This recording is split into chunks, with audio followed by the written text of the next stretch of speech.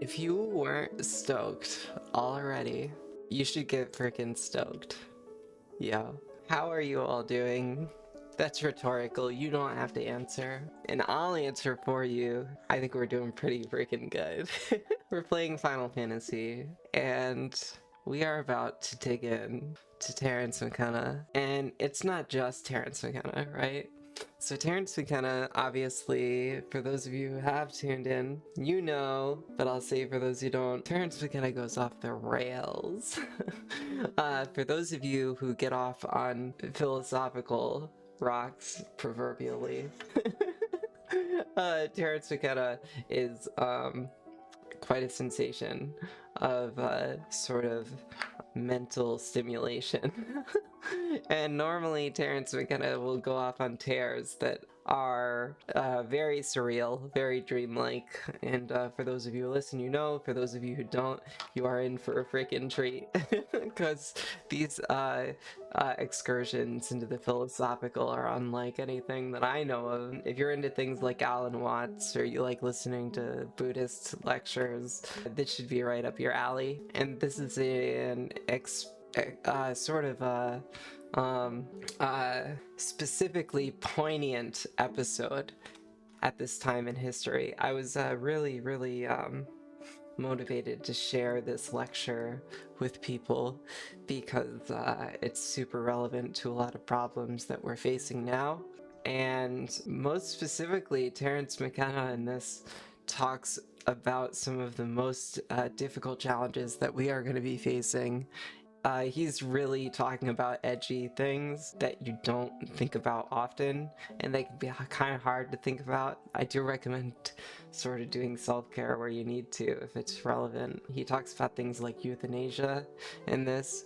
He talks about inequality a lot, and dystopian visions of the future, but he's trying to do it in a way to inspire thought that will help us to create a better world and to really think through some of these emerging technologies, because this is the point of gender blending, is to blend together all of the disparate things that are happening to create essentially the singularity that we're already in, honestly. And I can talk about it at length. If you'd enter my Discord that I've made, you can check out the PowerPoint that I've been making on my stream. And you can also download all this music. All the background piano and guitar is all me. I went to school for guitar, or for music and philosophy. And, you know, when I made the stream, I was like, what should I do? I was like, why not just do all my own music? Why not just record my stuff? Because it's all covers, technically, so I'm allowed to. What I've done on the Discord is gone ahead and uploaded all of my music, and you can just download it. If you like it, you can listen to it, and if you want, you can edit it or use it for your own purposes. I don't care, and I'll upload better recordings when I can, because there's honestly a lot of mistakes, but you just don't notice because I'm talking over them, ideally. And sometimes I like to talk about the history behind the pieces, but I don't want to talk too much more. I'm going to be playing Final Fantasy while we listen, and you know, I'll pause the game and pause the video to react as we go. If you have thoughts, please feel free to chime in and inspire some dialogue. The title of the talk is very blunt. It is Immortality for the Wealthy. So we are going to be talking about some very hard things to talk about involving medical technology and the evolution of it. So we are going to turn off the Final Fantasy sound, as beautiful as that soundtrack is, and we are going to turn on some Terrance Mckenna and just bask in the radiance that is his sort of waxing poetic, you know?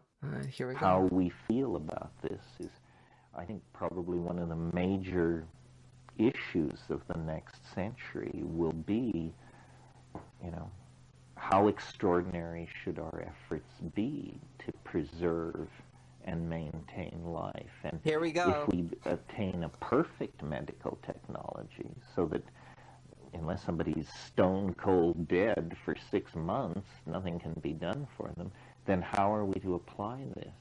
Is it immortality for the wealthy and prolonged life for the middle class, and the devil takes the hindmost for the suffering proletariat? Or how will all that be worked out? What is I the did really ethics bad of there. all that? Any comment on all of this, or question? Is it all perfectly clear here, what's going on? Yeah, this is appalling stuff. Terrance Mckenna is going to be talking about the advances of medical technology and how it's going to disproportionately support the wealthy and also promote further income inequality, and to think about the repercussions of such evolutions. Worth $20,000 a pop.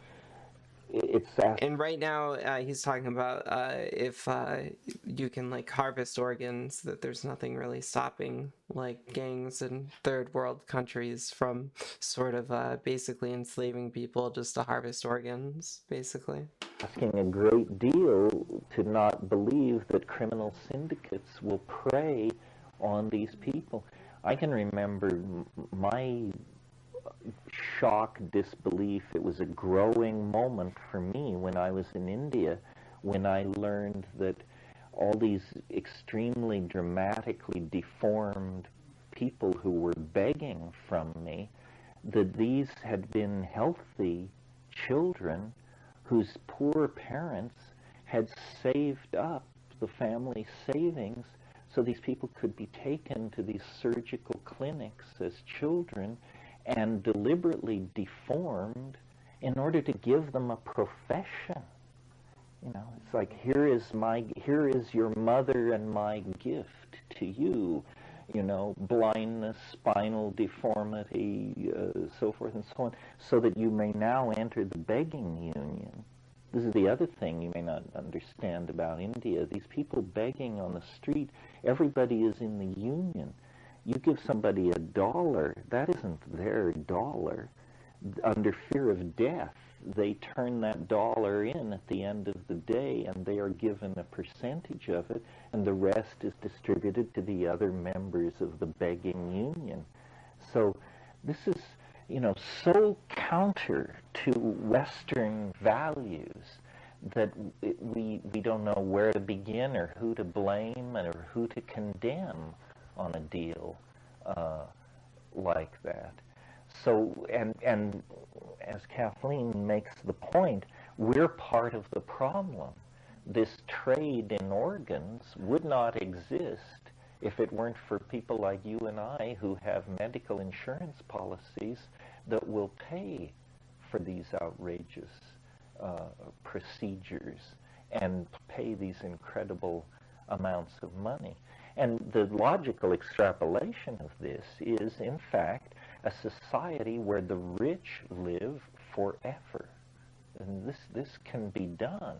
I mean, it can't be done today, but in a way, we're experiencing it. I mean, if the average lifespan in Bangladesh is 33, and the average lifespan here in Big Sur is 78, you got to figure money and a clean food supply and access to medical procedures is what's making the difference. Yeah. Quality of life. I'm thinking about the elderly and doctors who prolong life for the elderly for religious reasons or whatever. The video kind of sucks there, so I'm just going to summarize, but this woman's asking about euthanasia. And I think this is where the talk gets really real. Terrance Mckenna responds to this woman's question about euthanasia. She's basically opposed to euthanasia on the grounds that people should die natural deaths. The audio is just so bad. I'm going to skip forward. Yeah, in a sense, science has forced She talks the again hand soon. of religion. Because science, the religious impulse, care for the sick. We talked about this last night. This is a great moral obligation, a great moral teaching. We should feed the hungry, clothe the naked, bury the dead, care for the sick. But if caring for the sick means, you know, prolonging the agony of dying people, for purposes of money, it doesn't make any sense at all. People are afraid to touch this issue It relates to abortion. It relates to what Dr. Kevorkian is doing. Because it's easy to say life in all circumstances should be preserved.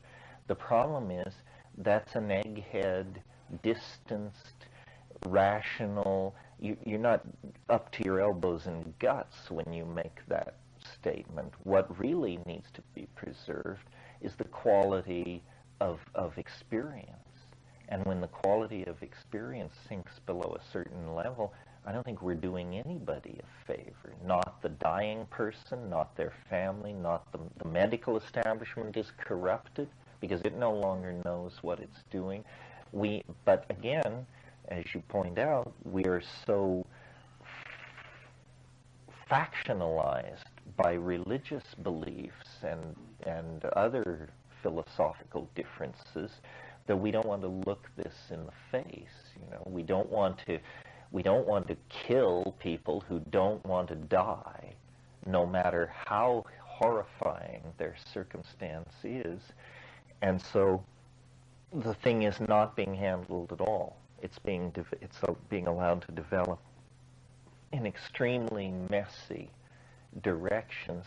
And we should all have a great concern. I mean, it may seem abstract this evening because we all sit here, but you know, you could drive out of here tomorrow and in a moment of mechanical failure have your life turned upside down and find yourself in a hospital in Monterey with people trying to decide, you know, what do you want, what should be done, what can be done, how much money do you have. They want to know how much money is in your bank account to figure out how much effort should be expended. The way capitalism ties into this is basically doesn't exactly central. sound to me like the Hippocratic Oath in action.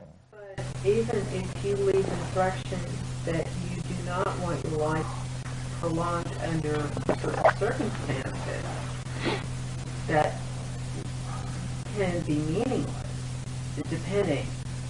It's just this very kind of murky area, even though the law may say that, yes, this is the instructions the person left. There's so many things that can happen. I mean, with the doctors and with the family and so on and so on. And it's simple. Yeah, it's where the pedal meets the metal. And the person involved The is audio's really, so bad when she talks. that person is not even a factor anymore. You know, his wishes, his intentions, his now maybe mentally. Well, it's a very difficult question. I mean, you may recall in Brave New World, Aldous Huxley's wonderful dystopia. People there are genetically engineered. They live to age 65 in the bodies of 25-year-olds, and then they die very suddenly. Well, now that's sort of a horrifying possibility, too. That's the other end of the spectrum. Just cut through all of this and avoid the class distinctions and the technological differences and appoint a human lifespan and say, you know, we will do everything in our power to make sure you live to be 70 years old and you'll be dancing on your 69th birthday and chasing young men all over the map and eating like a horse. But come age 71, you will be dead, and we will make sure of it. That also freaks us out. So it's one of these places where, though we do everything through collective decision, you know, our politics, our economics, our art, everything is achieved by consensus. About this, we have no consensus. And yet every single one of us is moving toward this weird domain where this will not be abstract, this will be all that will matter. This is where it starts coming together. What should we, do we want carried out? Somewhat gloomy subject. It's a I very really gloomy mean topic. to wander this way. But I do love the science fiction I of can't Greg steal in Egan, this fight. this new Australian science fiction writer, and his novels tend to more cosmic themes, but his short stories are just one scenario after another of these near-term medical dilemmas that could involve quite ordinary people. And this is all with easily extrapolatable medical technology that we see taking shape all around us. If you take the leap into more wild-eyed speculation, then you have the possibility of, and this is fully explored in Greg Egan's fiction as well, the possibility of digitizing human experience, actually downloading consciousness out of bodies and into machines. Well, everybody says, well, that's a horrible idea. I wouldn't have that done to me. Well, would you if you were 24 hours away from death? If that were the option? If they were saying, you know, we're either going to pull the plug or we're going to download you and then pull the plug. Check which box you would prefer. How many people would say, well, I don't know, I've always been skeptical about this download business, but hey, at this point, why not? Well, then, but the strange thing is digitizing a digital existence may turn out to be an eternity of experience. We operate at 100 hertz sitting here, 100 cycles a second. That's about how the rate at which your body-mind system works. The PC sitting on the desk comes now, if it's a good one, with two 400 megahertz processors in it. What is that? 80,000 times more events can be packed by that computer into a second than you can pack into a second. An hour inside that computer is like 80,000 hours outside the computer. So right at the brink of death, you can suddenly opt for a strange new kind of eternal existence. Not that different from being born. I mean, it involves a machine, of course, but maybe biological death will be something for Mennonites and the Amish, and all the rest of us will opt for, of course, digital existence. But then, of course, you know, there have to be insurance policies to make sure your disk isn't erased and the electricity keeps running and nobody rewrites your code and nobody overwrites your code and get upgraded every yes, there would have to be very careful updating. And then the question is, you know, whose obligation after a few hundred years, whose obligation is it to keep these digital ghosts alive? Is it society's obligation after your fortune has long been run out and your relatives have forgotten you and you're still romping through the virtual fields of Elysium?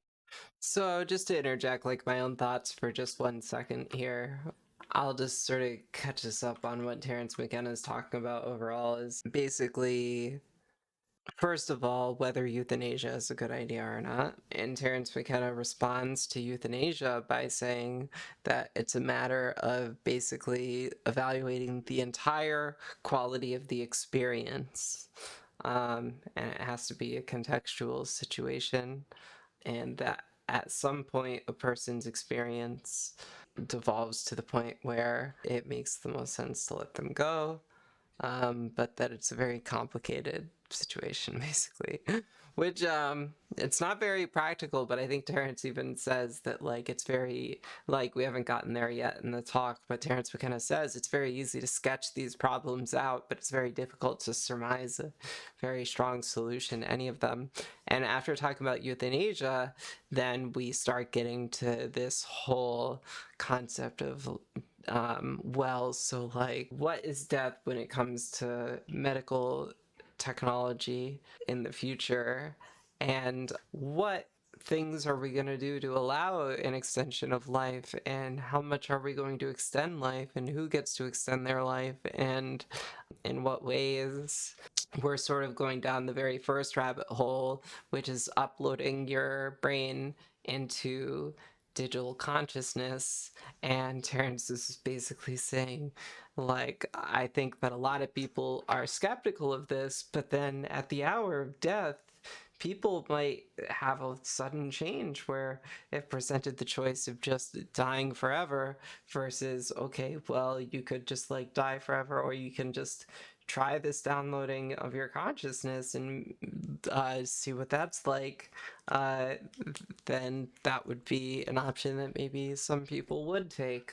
And so we're going to kind of delve into that a little bit more, just to sort of like chart out the flow chart a little bit in a different way of speaking. It goes for about 25 more minutes, and then there's like a question answer section.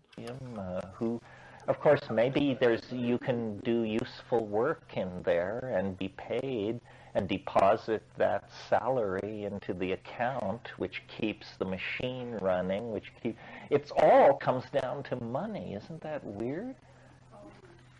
Very interesting. I mean, it's all money, you know. How much life you can buy, how many indulgences your tithing can procure for you. It's all paying off somebody. As William Burroughs said, it's all some kind of a racket. Yo, hey vegan cosplay. Which doesn't mean you want to.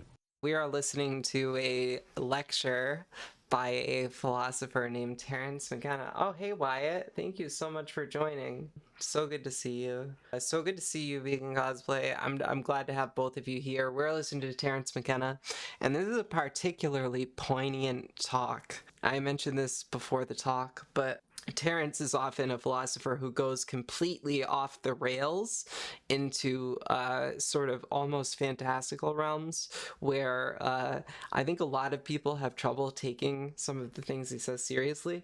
But I find this talk to be rather grounded in reality and concerning extremely important things that people are generally afraid to talk about because they're very bleak and scary. But Terrance Mckenna gets us started on the train of thought. And so I hope that if you find it interesting or you have thoughts, you share them. I'm going to share my thoughts as we go. But we're sort of talking about uploading consciousness at the time of death into digital archives.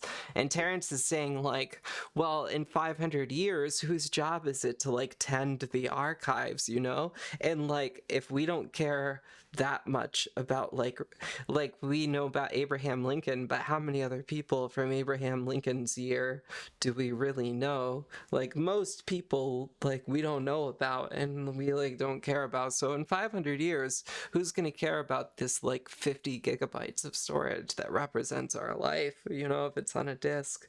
And, like, what's to stop people from overwriting or rewriting? And that's assuming it's possible, of course. But Terrance McKenna talks about all this in a very practical lens and in a way that I think is very grounded. And he also cites some references that might be interesting to check out. So I hope you enjoy it. And I'm just playing Final Fantasy while we play. Also, if you have any trans questions or anything, I'm just always game to talk about that. So just let me know. Hope you enjoy. Throw down your cards and stomp off into the dark because it's the only racket in town. So you have to be very careful about rejecting it. I wonder how many people, I mean, it seems to me these choices are now upon us. If we wait too long, if we think of it as science fiction, if we push it away from us, then those who didn't behave as we do will make it their business to make the decisions. This is all being put in place right now, all kinds of other stuff. I don't know how many of you... If we don't think about it right now, then other people are going to make the decisions. And I think that that's so crucial. It's hard to think about these things like euthanasia and digital consciousness, but they're important things. They're really important to think about. You read the New York Times today, but it was Science Tuesday, so there was a long article in the science section on these things called SNPs, the portion of the DNA that we differ from each other in regarding, and this is where all the genetic diseases and hereditary conditions that limit our functionability reside. You think that wanting to be uploaded after you die is a display of self-importance. Once we're dead, and you think it should be left at that.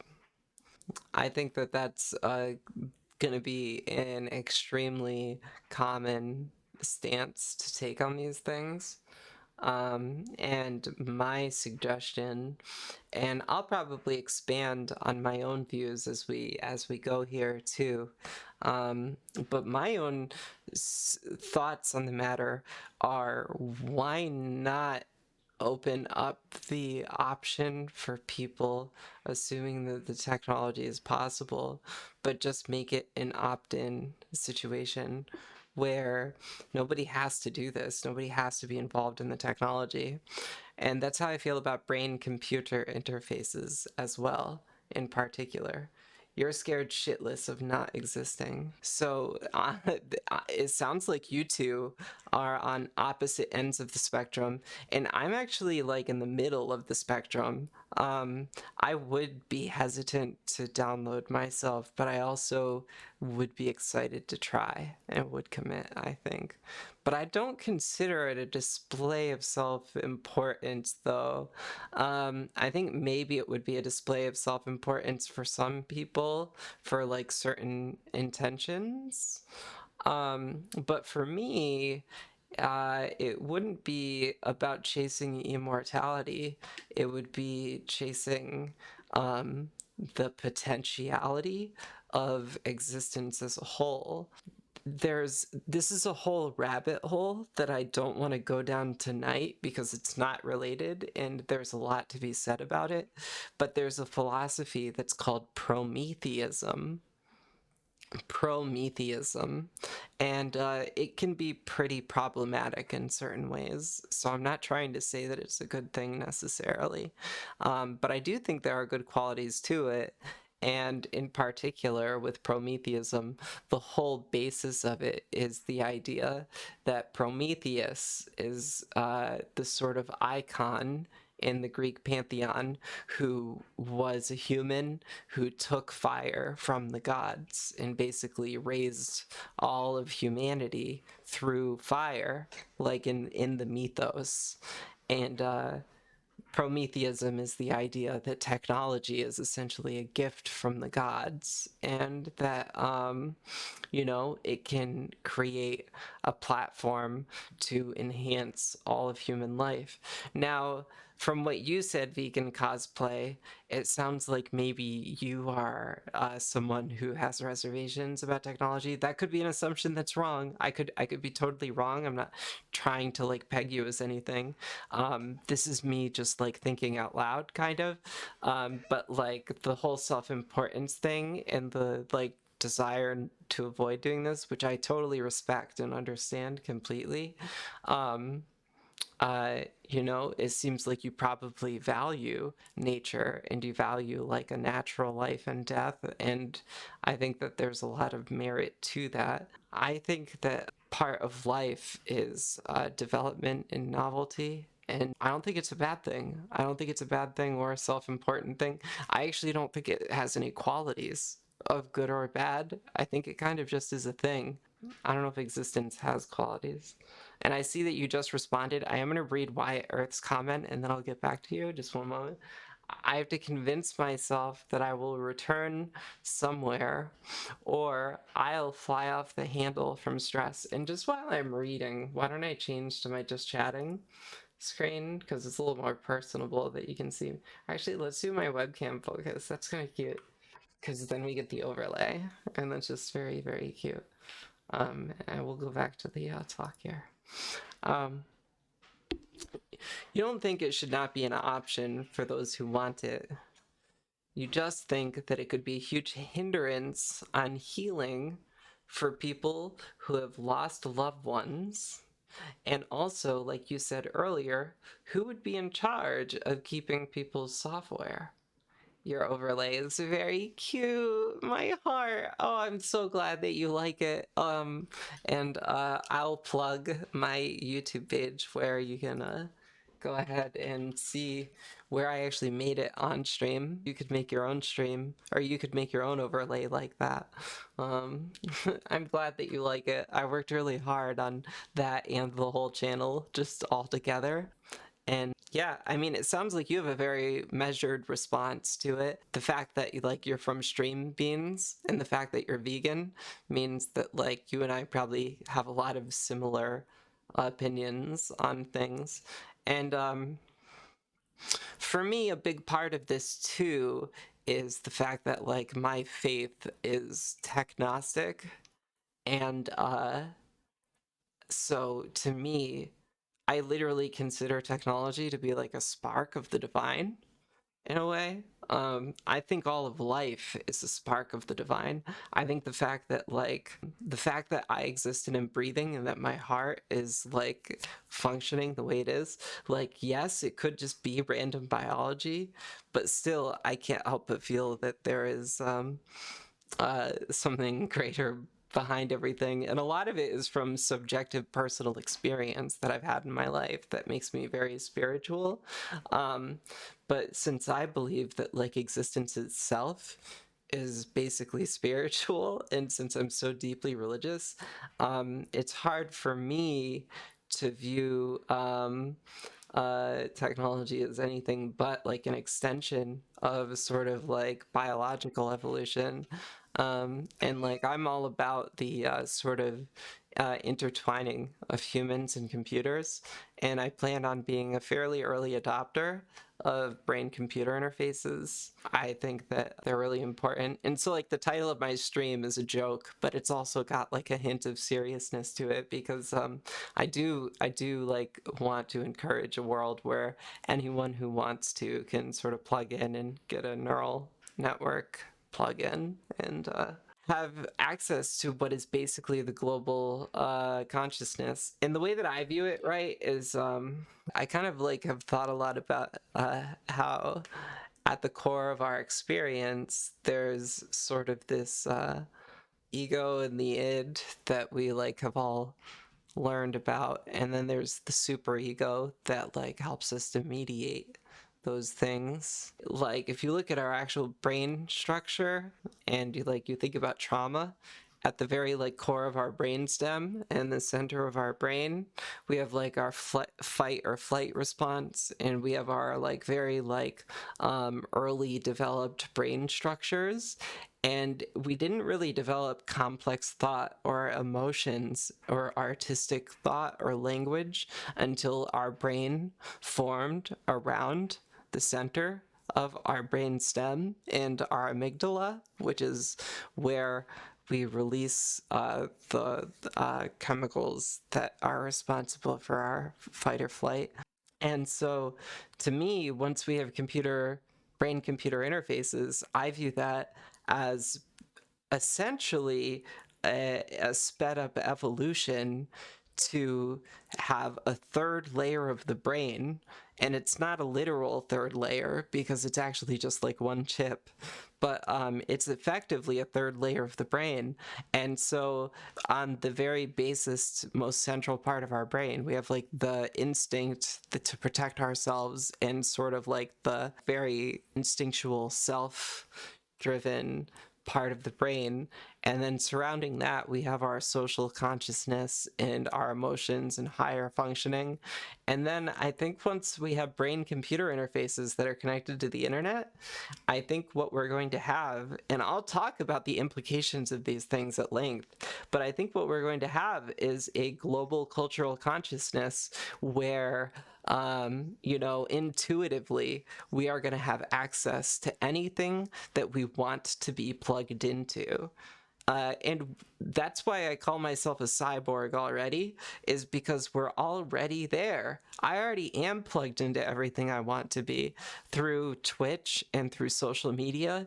As soon as I turn on my feed, I can look and check in on particular news all over the world in like anything that I want.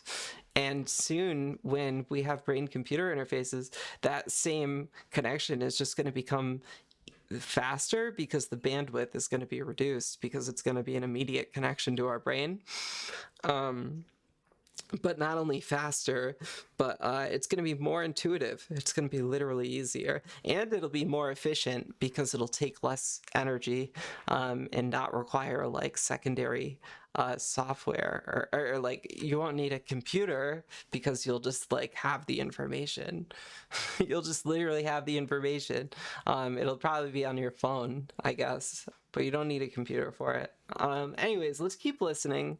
Now we are going off the rails. This talk actually isn't that off the rails, I feel like, but we just went kind of off the rails just on the side tangent. But honestly, that is like the whole like upload to a digital consciousness. And like, I don't know if either of you have seen the Black Mirror episode where they do that. And I'm forgetting the name of it right now, even though it's like a pretty well-known episode.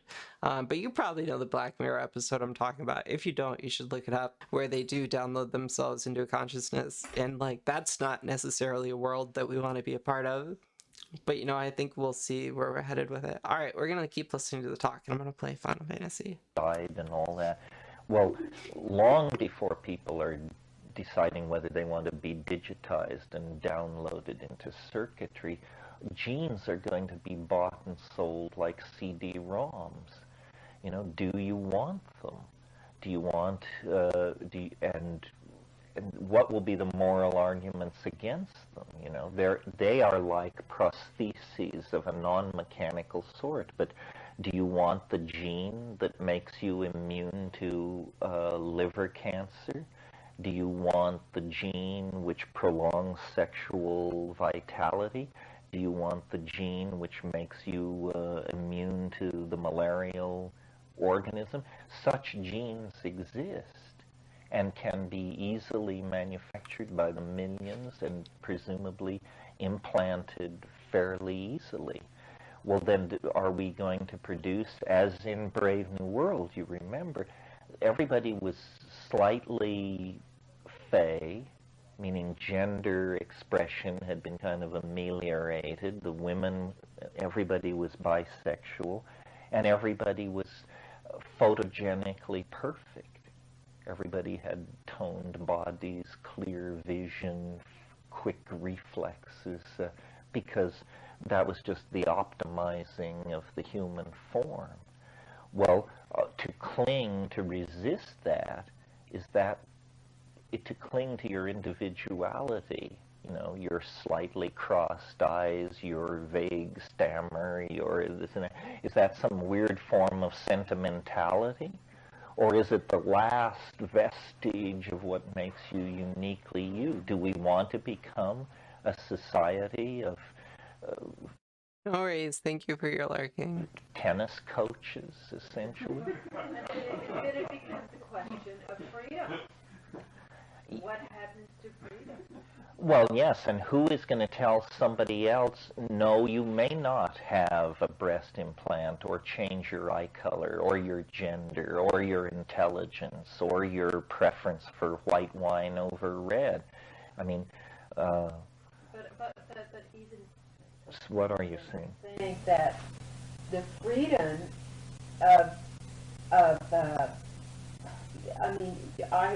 I see with being able to pick every gene, you could say I'm going to have a child and I want him to have an IQ of 180 and blue eyes and all of that, well, that is really not freedom, in my view, because it's programming something.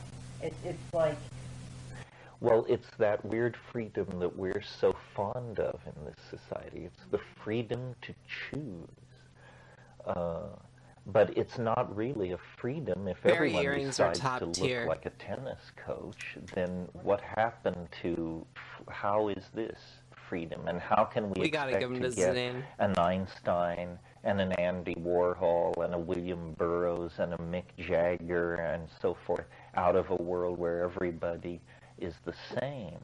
Of course, celebrity genes will be hugely popular and expensive. I mean, you know, you can have Jagger's lips, you can have, you know, these. So I don't. Fortunately, we will each have to solve these problems only for ourselves.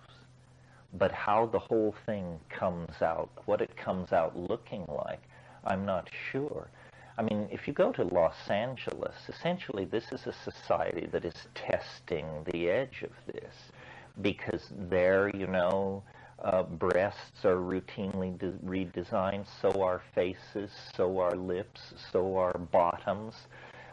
People tan themselves, tone themselves, halt their aging process, switch their gender, and my God, you wouldn't dare say a word against all this. You'd be denounced as some kind of recidivist reactionary, some kind of crypto-fascist of some sort, for sure. The problem I kind of is, want I to call think, him transphobic just for that. that there is a hellish marriage Which is, between like, proving market his point. values and human decision-making in our culture. I mean, we think you have freedom of choice if there are 11 brands of soap confronting you when you go to the A&P. Well, is that real choice? Or is the real choice whether or not the A&P should exist? We confine ourselves in a neotanized environment of fetishized choice. Terrance Mckenna talks about this concept of neotany a lot. Neotany. Neotany is when a animal retains juvenile features into adulthood.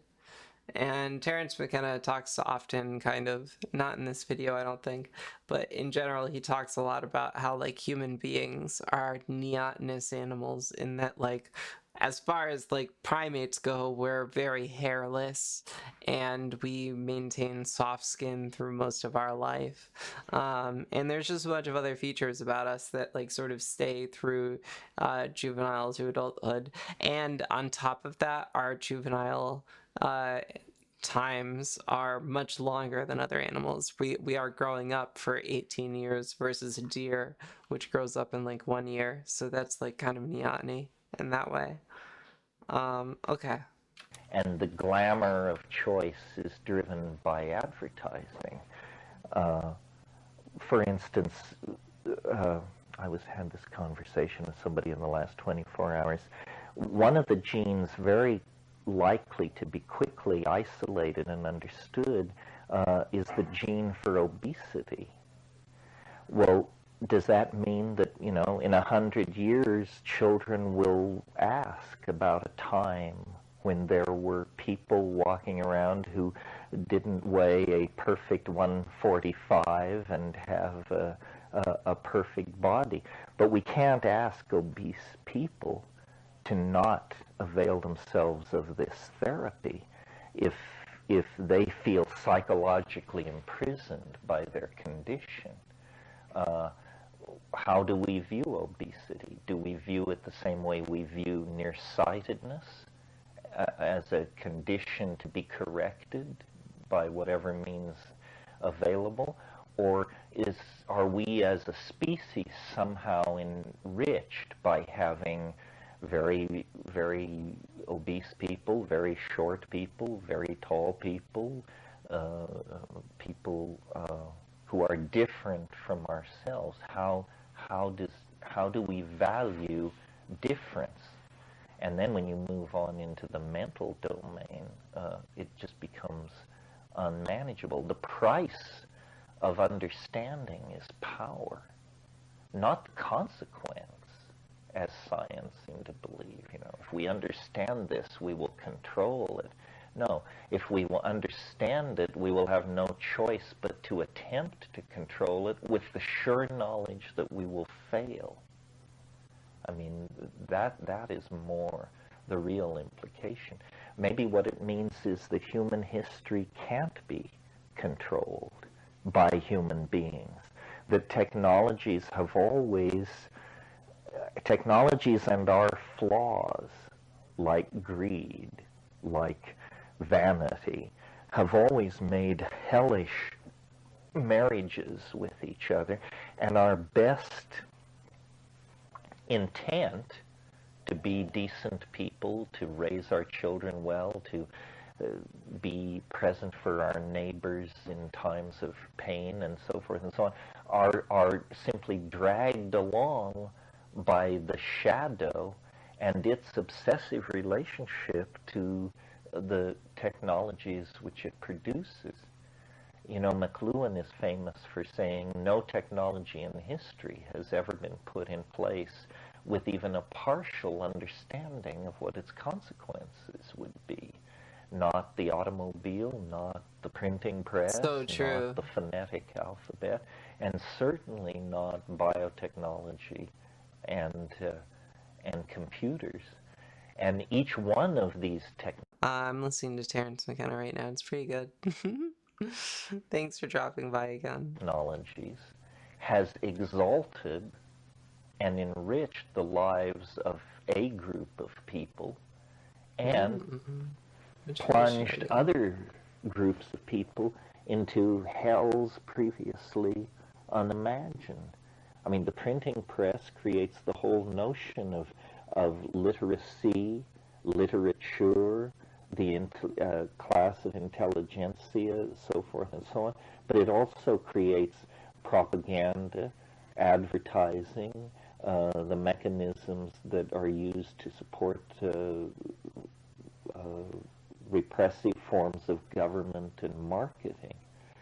So again, what I've said at various times in these talks is it's easy to sketch out dilemmas. These give you so much XP. It's almost impossible to offer reassuring closure. Whitehead said it's the business of the future to be dangerous.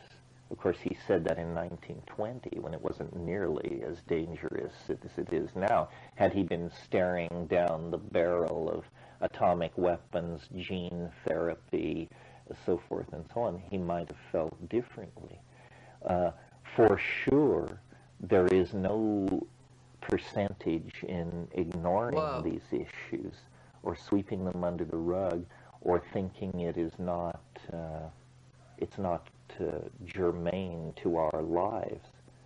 We all live, I mean, I don't know what your life is like, but I feel like I live far from the pinnacle of possibilities.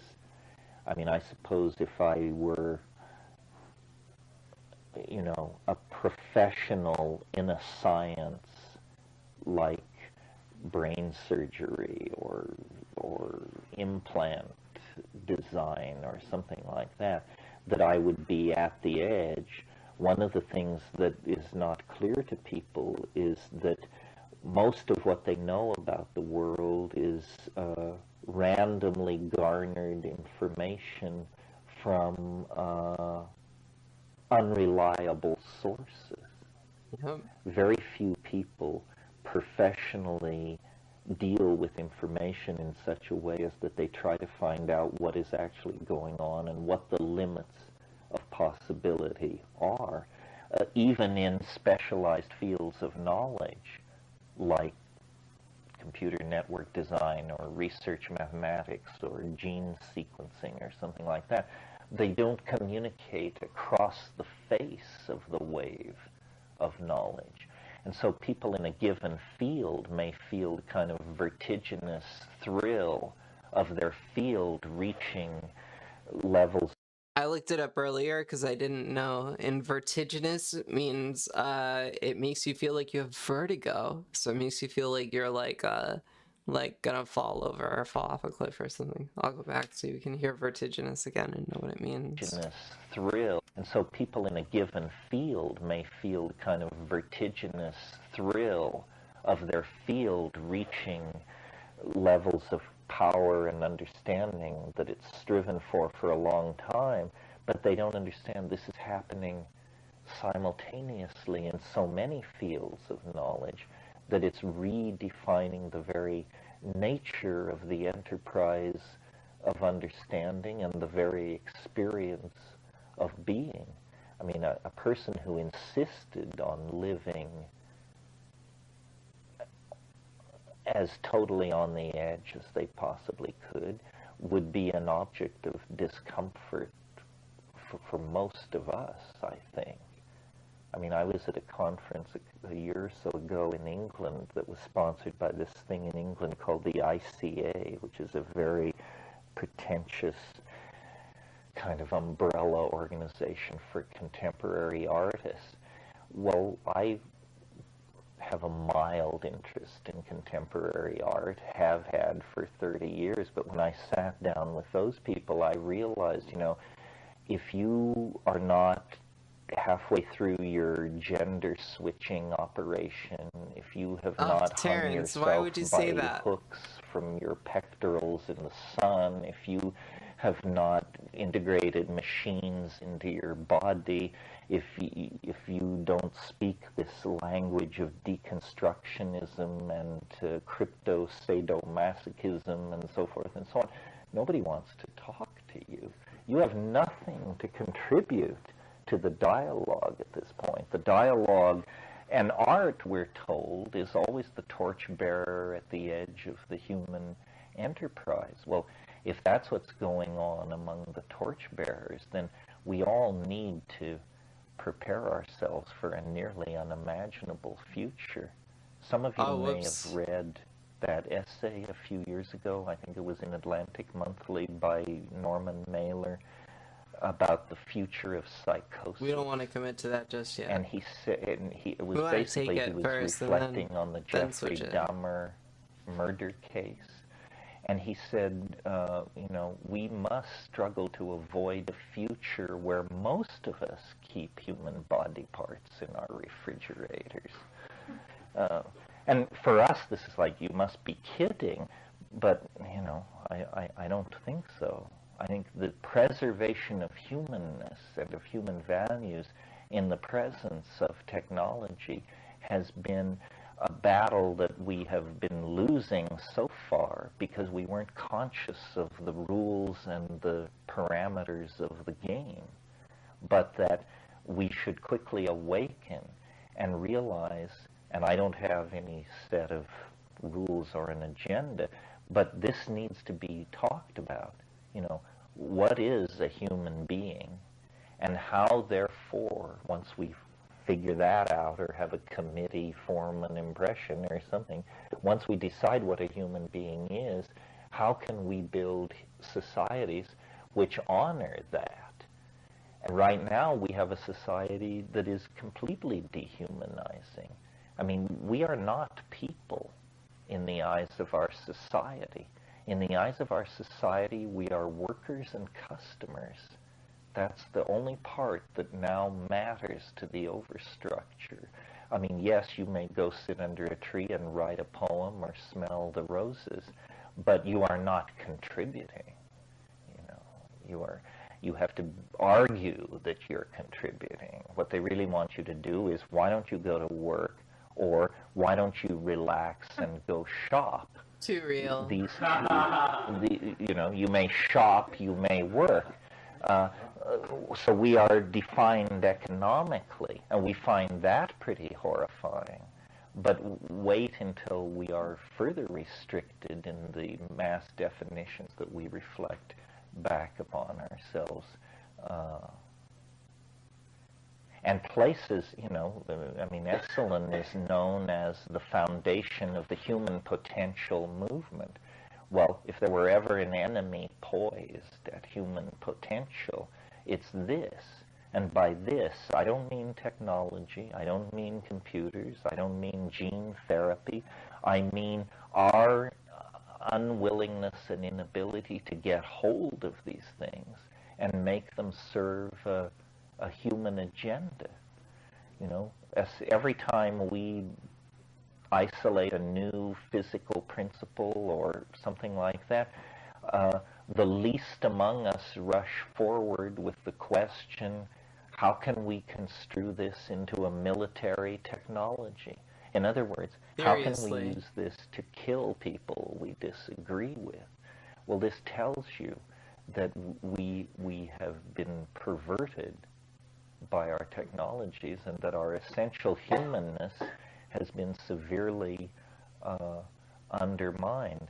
How to reclaim this? Well, probably beginning by talking about it. It's not pleasant. It's not pleasant. I mean, we tend to avert our gaze. We would rather be lulled into foolish and undeep visions of the future, visions of abundance or virtual hedonism or informational overload. But these are trivial and easily dealt with matters contrasted with the basic question which hovers over us at this point in our history, which is, what is it to be a human being, and how much worth is there in it? And if there is worth in it, then how can we act to preserve it? You know, there's a lot of hand-wringing and worrying about the extinction of species on this planet. And yes, you know, the gray parrot, the snail darter, the orangutan, they're all in great danger. But I've got news for you. None of them are as endangered as humanity. True that. Double fucking true right there. Its hand on true the button. That. So it's a wake-up call, I think. Somebody asked me in the course of my being here, they said, it's harder for me to take psychedelics than it used to be. Do you think it's because I'm getting old? And I said, no, I don't think it's because you're getting old. I think it's because the world you're living in is becoming more dangerous. And if psychedelics mean consciousness expansion, you cannot take them without encountering what you might superficially define as a bad trip. Nice. Meaning you feel bad, you have strange images of alienation, of tormented flesh, of machine penetration of the human world, so forth and so on. This is not a bad trip. This is the last warning you may have before these things are set in adamantine. Who is going to pull our chestnuts out of the fire if it is not us? And who are we pulling these chestnuts out of the fire for, if not for our children? And we do not want, get these chocobo graphs, yo. our children to become unrecognizable to us. The continuity of life and being depends on there being a shared continuum, not only of flesh, but of hope and love and a sense of value projected onto nature and onto our relationships. Well, that's the party, folks. So that's the talk. I know it wasn't much fun. I hope it was interesting. And now we're to the questions and answers. But whoever it was who was marveling over my depth of humor and command of comedy earlier in the evening, you can now meditate on this talk. Well enough of this sort of thing. Anyway. anyway, thank you very much. One more meeting, and it will be Thursday night here. Well, people always come late. So Terrance Mckenna was saying this stuff like in the 60s and 70s. So he's very, very far ahead of his time with regard to this kind of stuff. I think that what I'm going to do here is call it and maybe finish this talk and do more Final Fantasy tomorrow. Tomorrow, I think I'm going to do some Don Quixote for the first time.